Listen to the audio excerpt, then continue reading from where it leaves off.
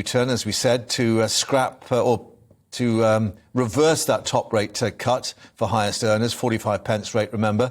The Chancellor conceded that the scrapping of that rate had become a distraction, he said, from the government's mission to grow the economy. Then earlier today, the Prime Minister tweeting, "We get it and we have listened." It follows criticism from economists, the Labour Party, Tory MPs themselves, and, of course, that turmoil on the markets, although we have to say the pound has come back today to about 1.12 against the dollar. But let's get more now with our political reporter, Katherine Forster, who's in Birmingham for us.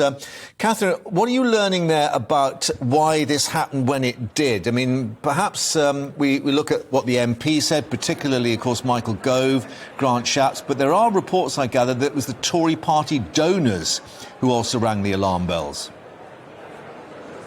Yes, it became clear that this was not going to fly and that they absolutely did not have the numbers to get this through Parliament. Obviously, Michael Gove's intervention, Grant Shapps, but also talking to a couple of Red Wall MPs I was speaking to earlier, and they were saying none of the higher rate taxpayers are actually asking for this. People in the city are saying, we don't want this. And so the government really did back themselves into a corner. One of them was saying it was obvious from the minute it was announced that it was never going to get through.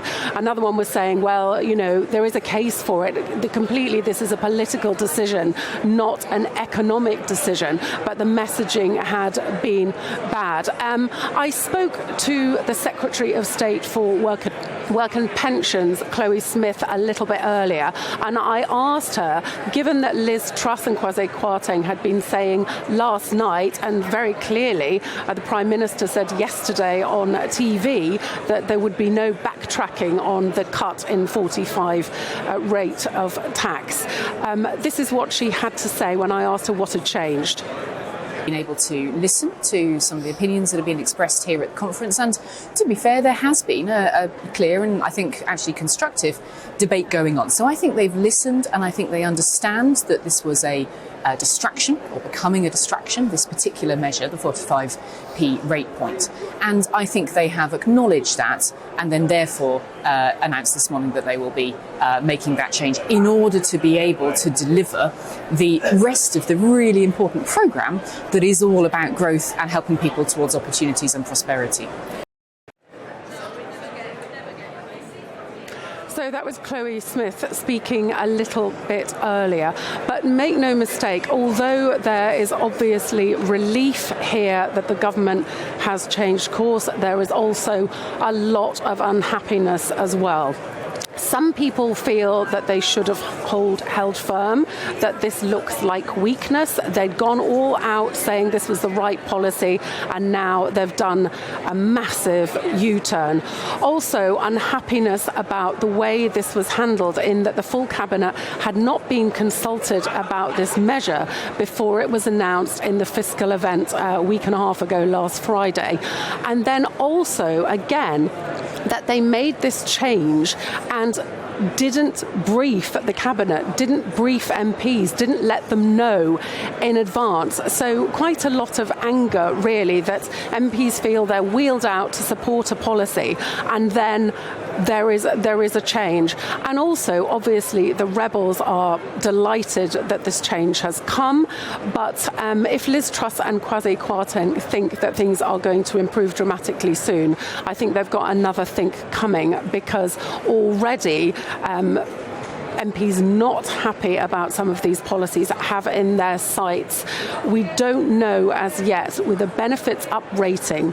Rishi Sunak, the former Chancellor, of course, had promised that benefits would be uprated in line with inflation, but it's reported that the government is considering uprating them only in line with average earnings at about 5%. So that would be a real terms cut. Many MPs are not happy about that either. Philp, the Chief Secretary of the Treasury, and Kwasi Kwarteng declining to give that assurance, bearing in mind, inflation running 10% or even more, perhaps. So that could be seen as a real cut in benefits. What's that likely to do for the party, particularly that what we used to call the One Nation Tories there? Yes, exactly. So much unhappiness because they think that this is playing in to the image that Labour will now try to portray of the Conservative Party as there to help the people at the top. Obviously, that was a message that was sent out by that top cut of tax that obviously has had to be ditched. But again, with the benefits, the people at the bottom, if they don't uprate those in line with inflation, the people at the very bottom are going to be, as a consequence, worse off. Now, Labour are already running attack ads this morning and saying that the Conservative Party have trashed the economy, that Labour are the party of sound money and that they can undo the damage. So difficult times ahead. Katherine, thank you very much indeed. Plenty of activity going on there behind you in Birmingham. We'll have the very latest for you throughout the afternoon here on GB News.